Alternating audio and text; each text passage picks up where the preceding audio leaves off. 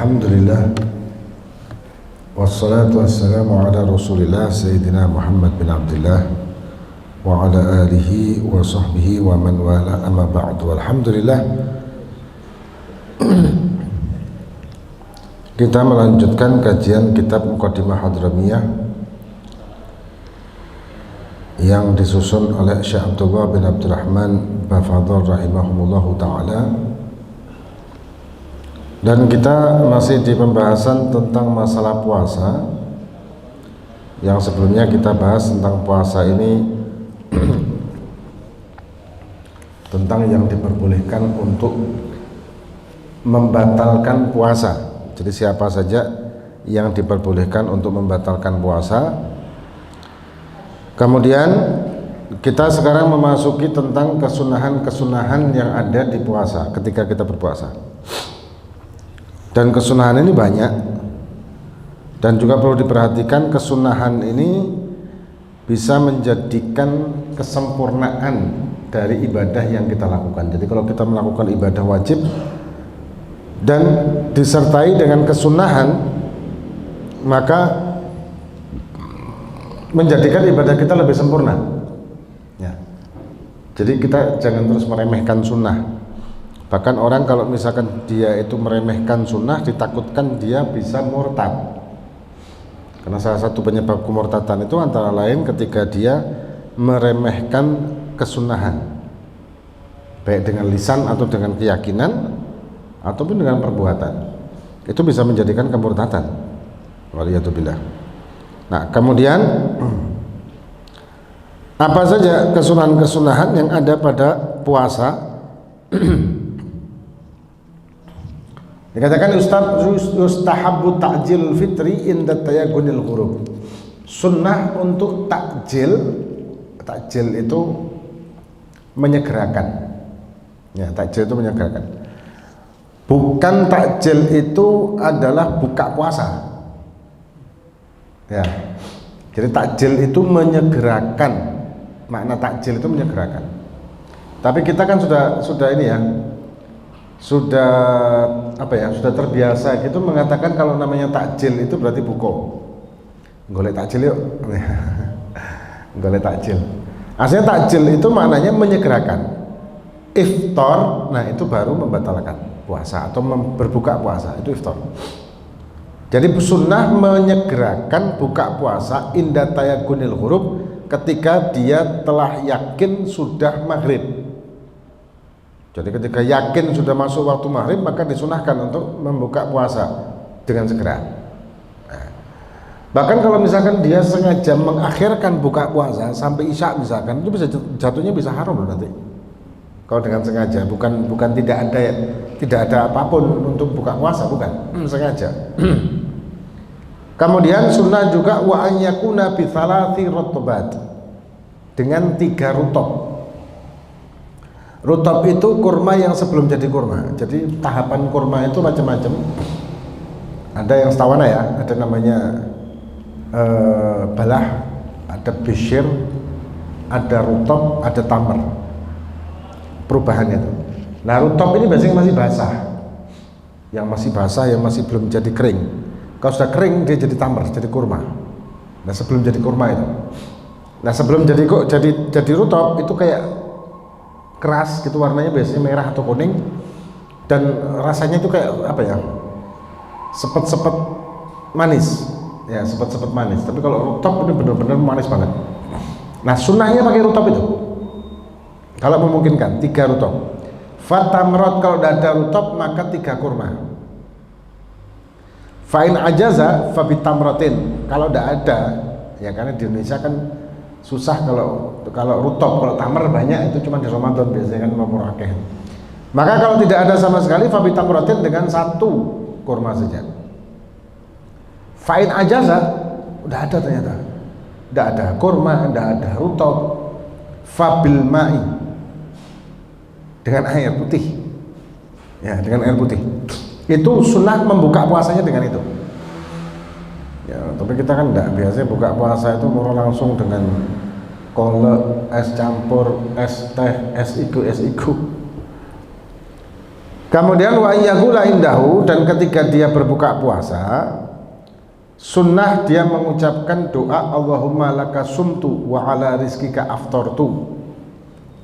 Ya, ini sunnah membaca doa demikian. Kemudian wa taftirus shaimin. Taftirus shaimin sunnah walaupun dengan satu kurma. Apa taftirus shaimin itu? Memberikan buka puasa kepada orang yang berpuasa. Ngasih bukuan. Itu pahalanya besar. Bahkan pahalanya dikatakan man fattara shaiman falahu mithl ajrih. Siapa yang memberikan buka kepada orang yang berpuasa, maka pahalanya sama seperti pahala orang yang puasa yang buka, karena kita kasih buka tadi itu.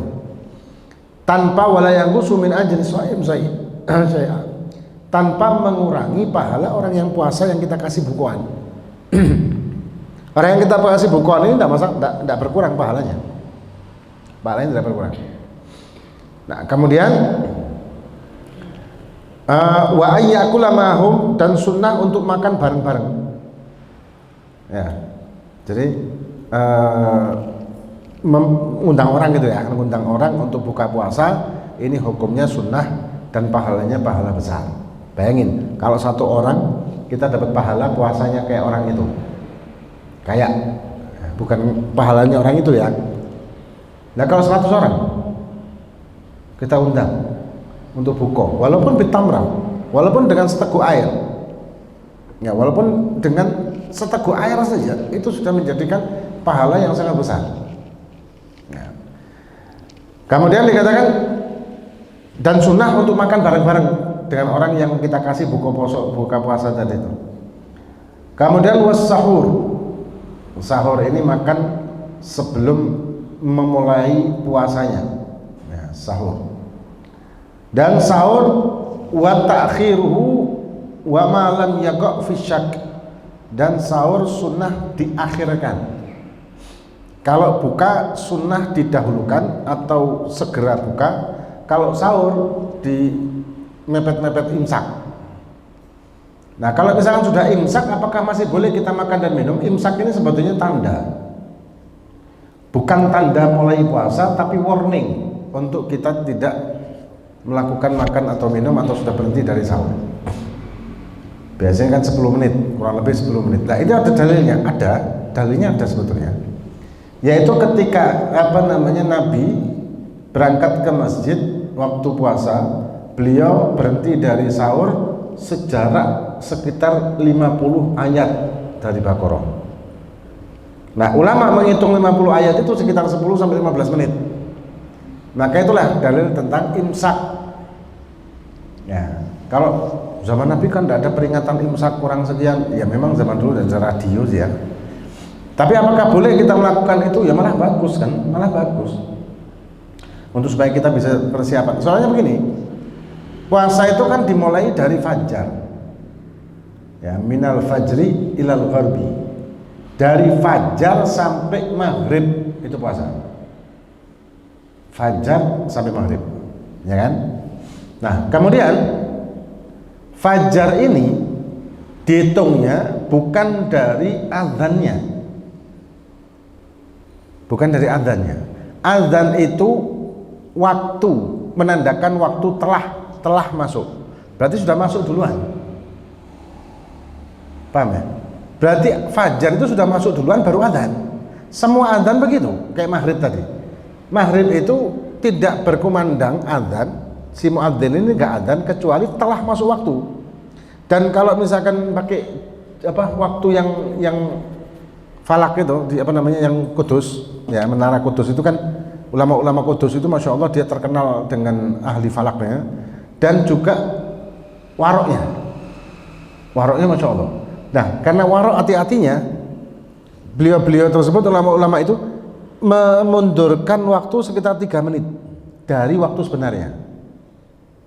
Jadi misalkan ya ghurub itu tenggelam matahari pas itu misalkan jam 5.20 ditambahi jadi 5.23 untuk hati-hati, untuk ikhtiyat.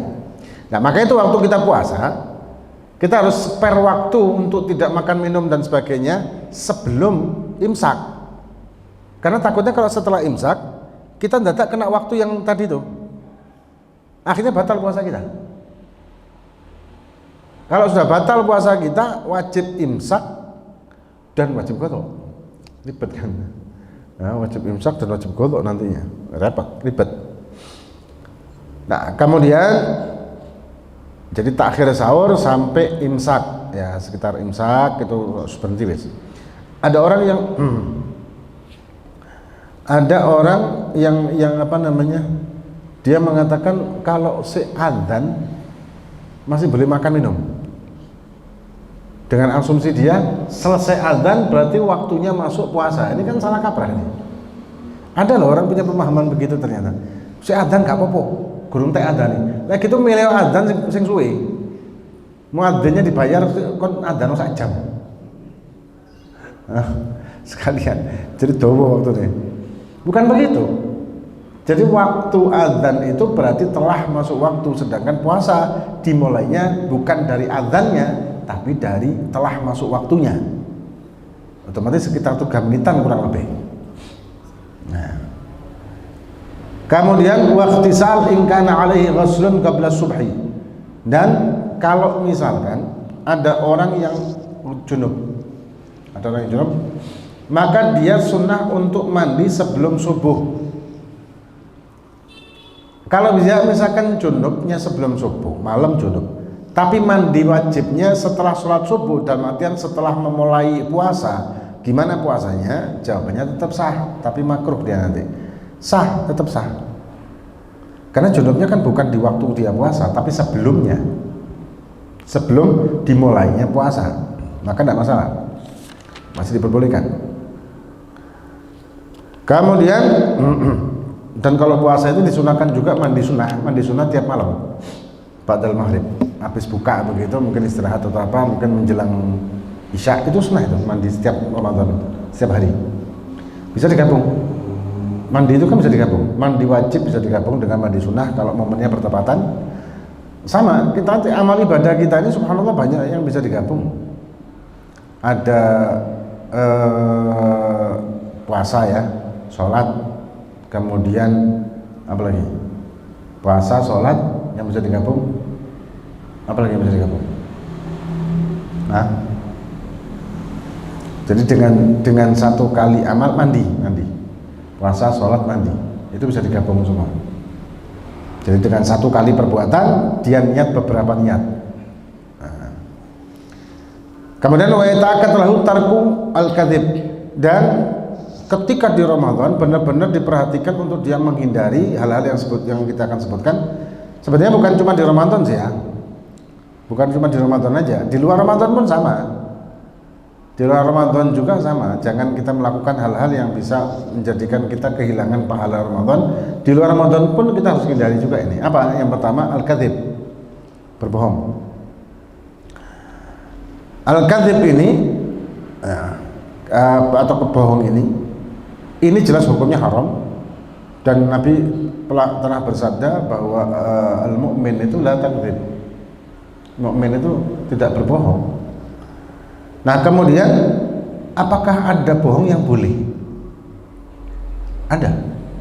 Imam Ghazali menyebutkan di kitabnya beliau Arba'in Usul, ada beberapa kebohongan yang diperbolehkan, bahkan ada yang diwajibkan. Bohong wajib. Contoh bohong wajib apa? Kalau misalkan ada orang yang mau dolim sama orang lain, misalkan mau bunuh gitu ya, terus tanya, sama bawa pisau gitu, sampai tahu rumahnya fulan, mau saya bunuh dia.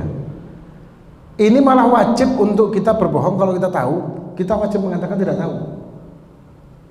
Bukan malah, ayo tante ayo, sambil nyiapno kamera begitu, wah viral gitu. Haram malah kalau kita kasih tahu. Ya, kita dalam hal ini kita wajib berbohong malahan. Kemudian ada juga bohong yang diperbolehkan. Ada, misalkan menambal hati seseorang, apalagi istrinya, misalnya. Istrinya sudah masak nih, dari pagi sampai sore masak, misalkan mungkin biasa terjadi itu kan. Si suami ini kan terbiasa mulai kecil dengan masakan ibunya kan. Habis gitu ketika sudah beristri, biasanya masih membandingkan masakan ibunya dengan masakan istrinya. Dan kadang-kadang ibu itu kadang-kadang punya kadang ada yang akhirnya menyalahkan menantunya karena masakannya tidak disukai, padahal karena berbeda ini aja kan. Nah akhirnya si istri belajarlah, si istri sama mertuanya gimana cara masak apa gitu kesukaannya. Mulai dia masak mulai pagi sampai sore. Jadi begitu suami makan ternyata jauh dari ekspektasinya, jauh dari perkiraannya dia. Nah ketika ditanya sama istri, ya apa mas, enak gak? Apa jawabannya?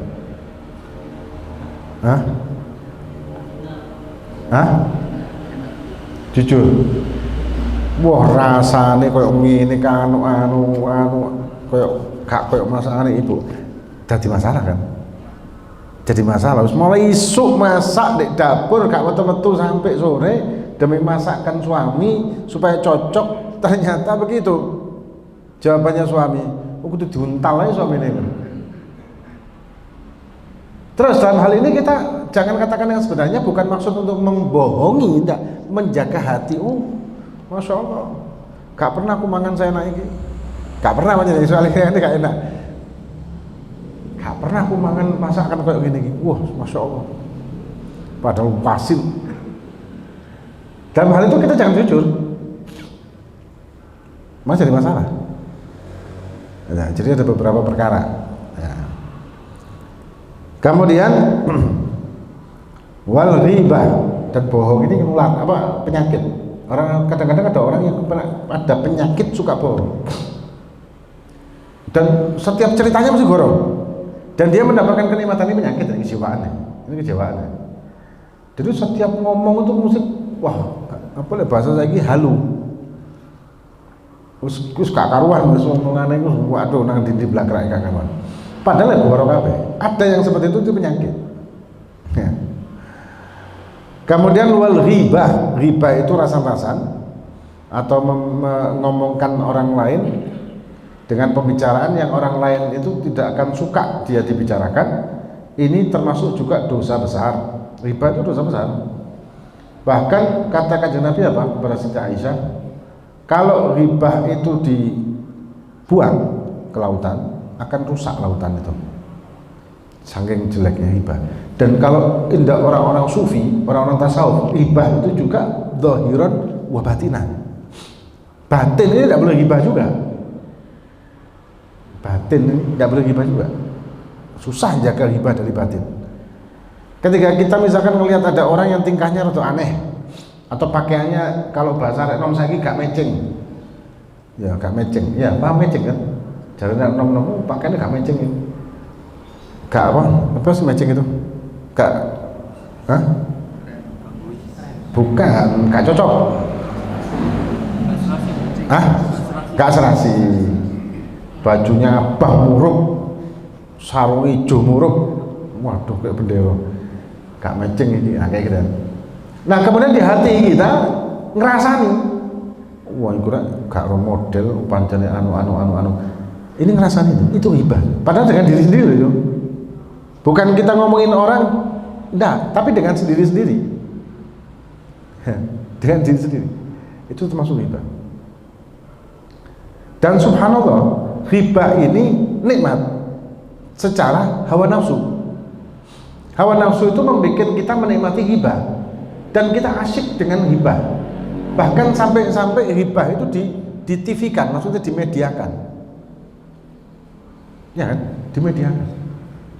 Ada gosip, ada ini menceritakan tentang ini itu. Dan kita merasa nikmat ketika membicarakan orang atau mendengarkan pembicaraan yang membicarakan orang.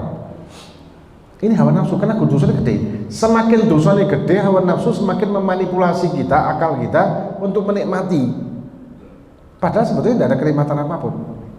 Coba ya, kalau ada majelis dudukan ghibah, kita kan kerasan. Betah kan? Jadi kita duduk di situ, ngobrol, bahkan sampai misalkan kabeh dihibahi, wis entek kabeh, tidak ada lagi sudah, entek bersih, wis dihibahi semuanya, golek bahan, sama mana ya? iki wis tonggo iku wis terus apa mana kira-kira. Kita bisa nyari bahan untuk hibah. Dan lek kalau sing dihibahi sebenarnya gak enak urip. Nah, karena merasakan menikmatan, padahal itu bukan kenikmatan. Hawa nafsu ini bisa memanipulasi akal pikiran kita hingga kita merasakan kenikmatan yang sebetulnya itu bukan kenikmatan. Jadi manipulasinya hawa nafsu itu hebat. Bisa menjadikan seperti itu pemikiran kita nih. Padahal kalau nikmati aslinya. Jadi dosanya besar. Hibah ini dosanya dosa besar. Nah, ada hibah yang diperbolehkan, ada. Imam Ghazali juga membahas itu di kitabnya. Antara lain ya, ketika ada orang melihat orang lain sama-sama santri lah, sama-sama jamaah melakukan suatu perbuatan yang dia tidak tahu hukumnya apa sih ini kok kayak gini ya, dan dia kemudian bertanya kepada gurunya, saya lihat fulan ini melakukan begini, dengan niat ingin tahu apa sih ini, itu bukan hibah itu. Atau dia melihat mungkin temannya satu santri atau satu majelis atau siapa begitu melakukan suatu kemungkaran dan dia lapor kepada yang ditokohkan oleh si orang tersebut atau dihormati seperti kiainya, habibnya, saya melihat fulan itu habis melakukan begini begitu. Ini juga bukan hibah. Ini bukan hibah. Ini bentuk dari amar ma'ruf nahi munkar. Atau seorang hakim menanyai saksi dan saksi menceritakan tentang hal ehwal orang yang ditanya ini tadi, itu juga sama, bukan hibah ya. Atau ketika kita meminang seorang perempuan dan kita nanya tentang sifat perempuan ini, itu juga sama, bukan hibah. Asal katem, maksudnya katem itu kita harus menyembunyikan, tidak usah kita sebar-sebarkan gitu. Ojo ngelamar arek iku ternyata arek iku ngene ngono ngene, jangan. Jadi kita harus benar-benar. Karena kalau kita mau ngelamar perempuan itu kan kita boleh nanya sama keluarganya, sama teman-temannya, ini apa sih hari ini, sifatnya gimana? Oh ngamuan, oh bantingan piring, misalkan. Oh ini, oh itu, boleh. Tapi begitu kita mendapatkan sifat jelek, berita tentang sifat jelek ataupun bagus, jangan dikasih tahu orang lain lagi, sudah cukup konsumsi pribadi. Sito gak sito? Ya, nah boleh, haram hukumnya.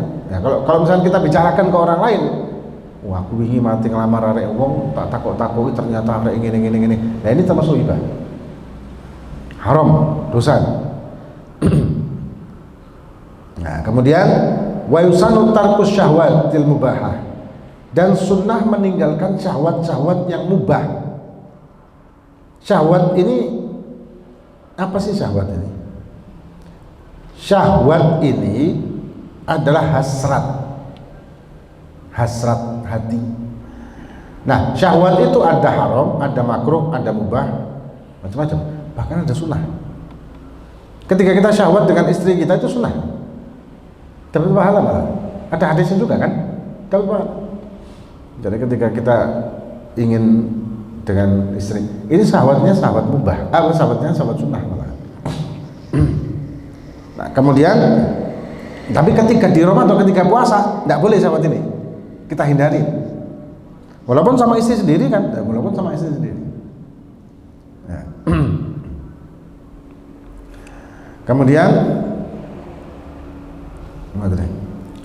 Kemudian dikatakan fa'in syatamahu ahad, kalau dia dimaki sama orang atau dipancing kemarahan sama orang, maka tadzakkar biqalbihi, ingat dengan hatimu, dengan hatinya, annahu shaimun, bahwa dia lagi puasa. Tidak usah disebutkan ini shaim, aku puasa loh, nah itu takutnya nanti riya. Ketika dia ngomong aku puasa. Cukup dalam hati saja mengingatkan hati bahwa ini shaim, aku ini puasa. Karena puasa itu kalau misalkan puasa itu suatu amal ibadah yang sulit untuk riya, kecuali diungkapkan. Kalau sholat kan ada gerakan, ya sholat itu kan ada gerakan, ada bentuk. Tapi kalau puasa, bagaimana bentuk orang puasa? Tidak bisa dilihat. Ada orang seger buker tapi puasa, ada orang lemes kelipre tapi gak poso, ada yang bibirnya guaring pecah-pecah ternyata gak poso. Ada. Aku ini poso apa bibirku garing, enggak bisa dijadikan hujah. Karena ada juga orang yang puasa bibirnya udah kering, misalnya dengan lidahnya atau apa segala macam tetap basah, bisa. Nah, jadi tidak bisa lihat dengan fisik lah. Ibadah yang susah untuk dilihat dengan fisik itu lebih cenderung jauh dari riya. Seperti kayak ketika kita masuk kamar kecil, ketika kita masuk kamar kecil, kita melakukan kesunahan di kamar kecil dengan posisi duduknya yang sudah pernah kita bahas sebelumnya ya, dengan posisi menghadapnya seperti apa, ceboknya seperti apa, kemudian jongkoknya seperti apa, macam-macam lah pokoknya. Nah, dengan kita mengamalkan sunnah ini, dengan mengamalkan sunnah-sunnah ini di dalam kamar kecil yang tidak ada orang, kemungkinan untuk riya sangat kecil, kecuali dia mungkin ambil selfie gitu, ambil live gitu, ambil status ya, beda lagi gitu ya.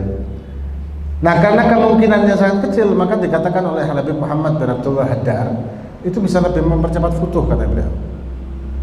Amal ibadah yang lebih minim untuk riya itu bisa lebih cepat futuh, katanya beliau. Nah, kemudian watarakal hijamah wal madghi. Hijamah ini pekam, karena memang kalau puasa pekam itu katanya sih ya membahayakan kesehatan, katanya bisa menjadikan macam-macam, katanya Allah alam sih ya. Tapi yang bisa masuk akal tuh orang diambil darahnya kan lemes, orang puasa diambil darahnya ya lemes pastinya. Kemudian dan makruh, bekam ketika puasa itu makruh.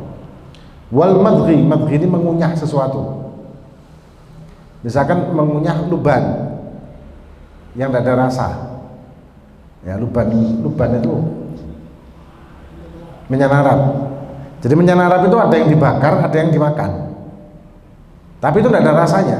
Yang dikunyah itu tidak ada rasanya, lembut gitu, tidak ada rasanya sama sekali, tidak ada rasa, tidak ada jirimnya, itu tidak ada. Bukan permen karet ya, kalau permen karet kan ada rasanya. Nah, kalau permen karet gimana? Ya batal, kan ada rasanya dan rasanya tertelan. Bahkan luban saja kalau misalnya kita kunyah dan ada yang ketelan, mungkin terpotong gitu bagian kecil kemudian tertelan, ya batal puasanya. Batal. Nah, kemudian juga makruh dzauqut ta'am, mencicipi makanan, ini makruh nih. Mencicipi makanan itu juga termasuk makruh. Dzauqut ta'am.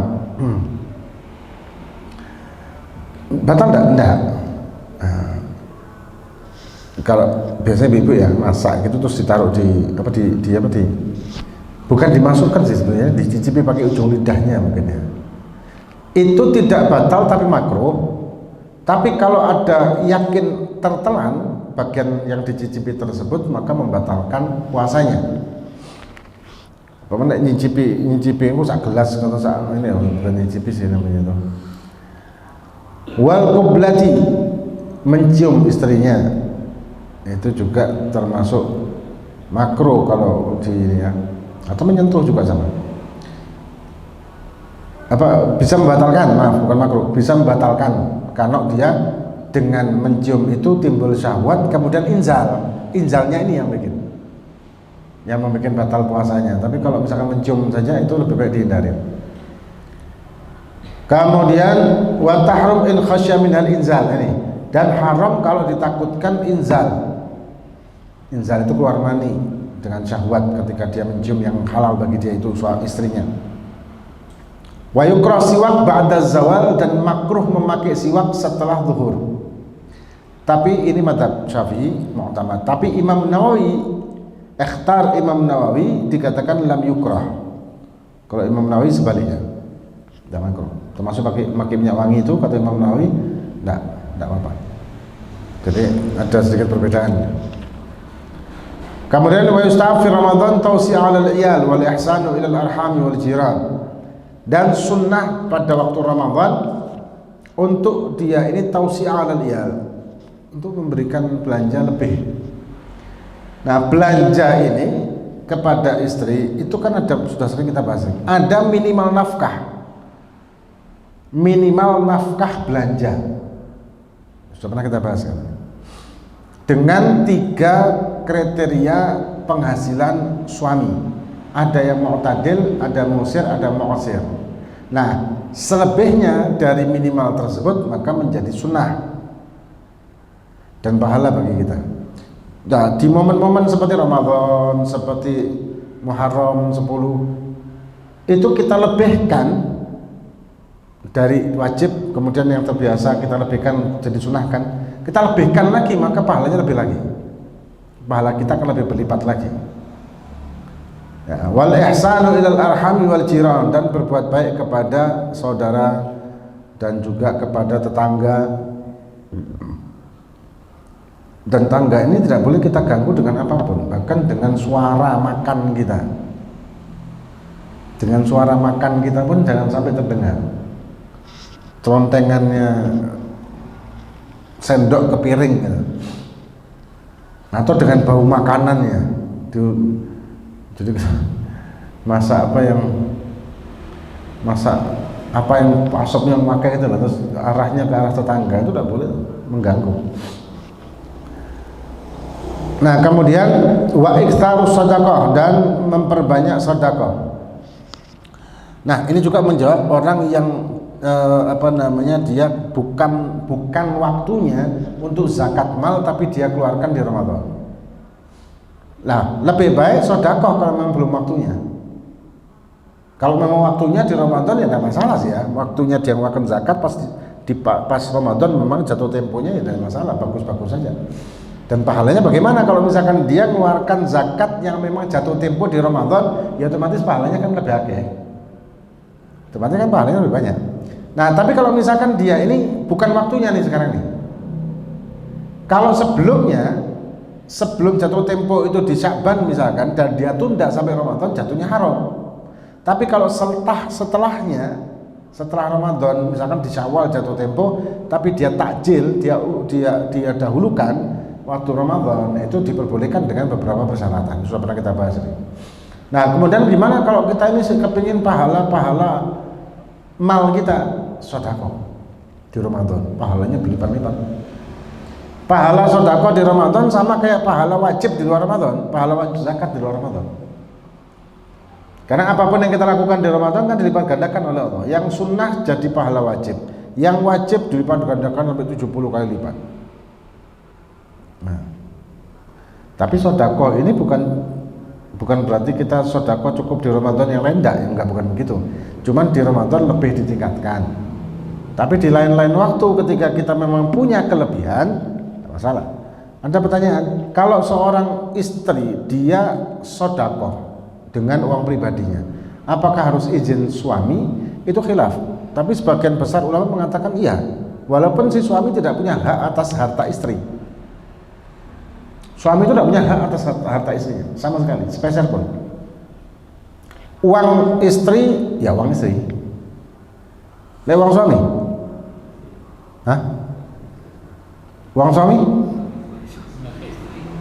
Hah?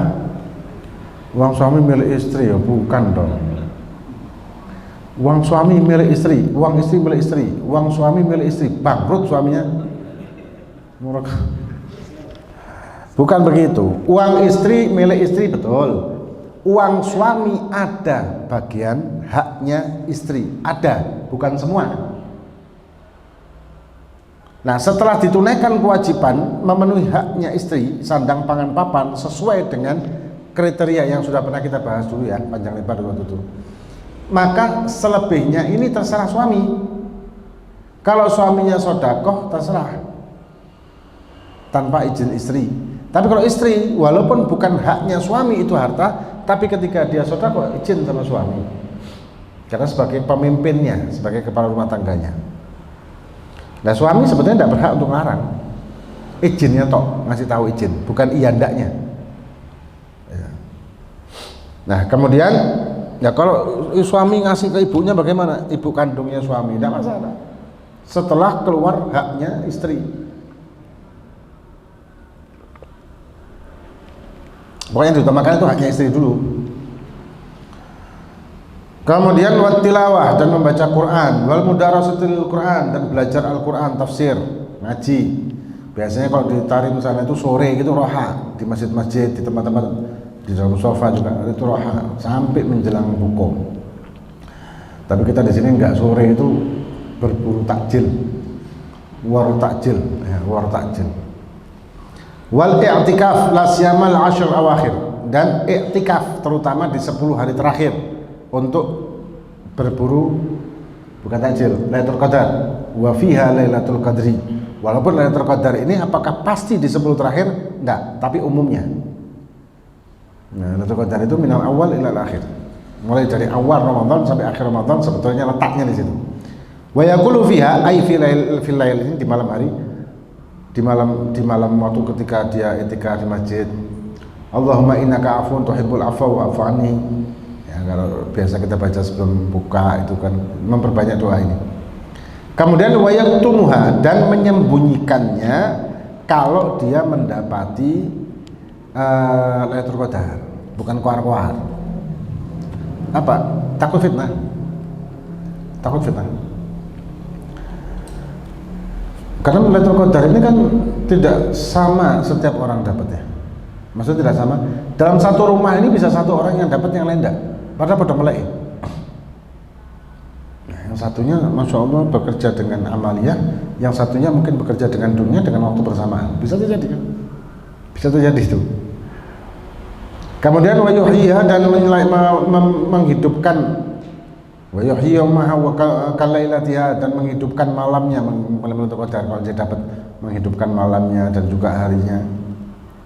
Wa yahrumul wisal fi shaum, dan haram nyambung pun di puasa itu, baik puasa fardu maupun puasa sunnah. Dalam arti puasa misalkan ya 2 hari berturut-turut puasa, dalam arti tidak buka-buka 2 hari, haram, jatuhnya haram. Jadi posonya 2 hari. Kita bukanya isya itu aja kalau dengan sengaja, kita punya sesuatu untuk buka, tapi kita memang tidak mau buka sampai isya, itu jelas haram jatuhnya, tidak boleh tuh. Apalagi subuh itu 24 jam, apalagi sampai 2 hari, hukumnya haram. Wallahu a'lam bishawab.